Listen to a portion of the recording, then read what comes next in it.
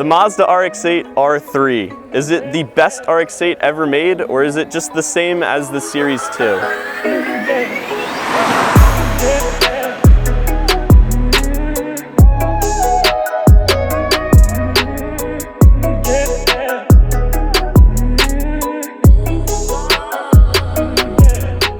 Hey everyone, today I've got a 2011 R3 RX8, and as you guys know on the channel, I have a Series 1 RX8, and then I've previously reviewed about a year and a half ago a Series 2 RX8. So now it's time for the grand finale, the RX8 R3.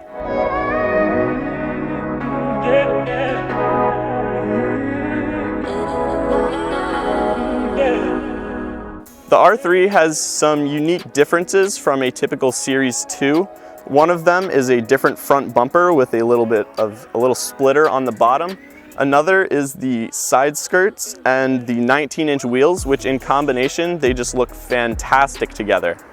Some other differences are the Recaro seats and the Bilstein shocks, which comes stock with this car. So now for the real test. How does this thing drive?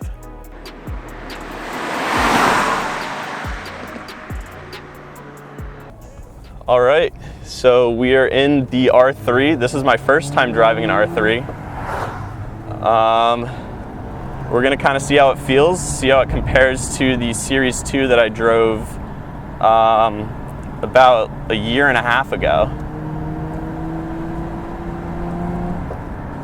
First impressions is, I always forget about this, the transmission on these cars, the Series 2 and the R3, far better than the transmission on the Series 1. The gear shifting is so much smoother.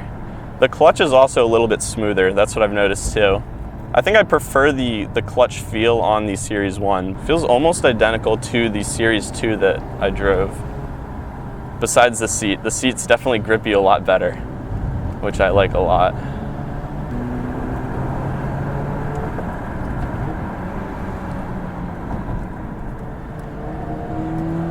Oh, that feels good. That feels so much tighter than the Series 1, than my car, and much significantly tighter than the Series 2 as well.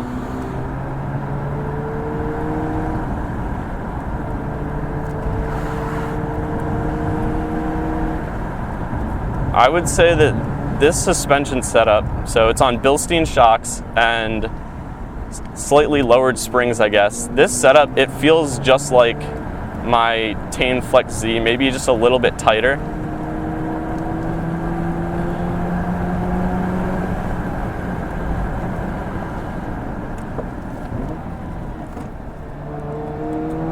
Oh yeah.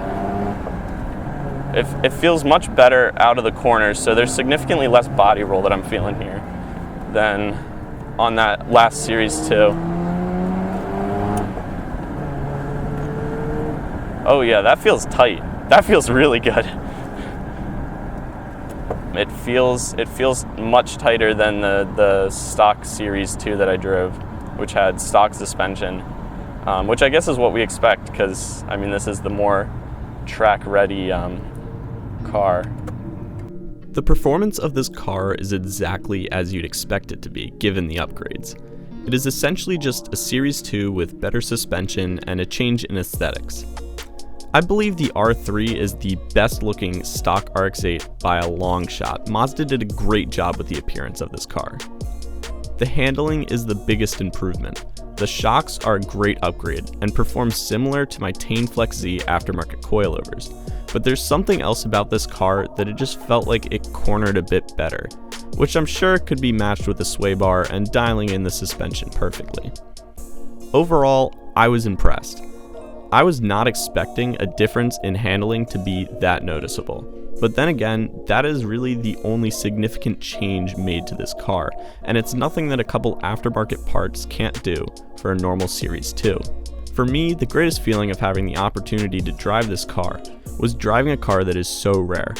It's not every day that you see an RX-8 driving around, let alone an R3. So this R3 is from 2011. So that's the last year that these cars were made, and this makes it a very unique and very rare car. So it was awesome to be able to get to review this car. I hope you guys enjoyed this video, learned something new about it, and I'll see you in the next one.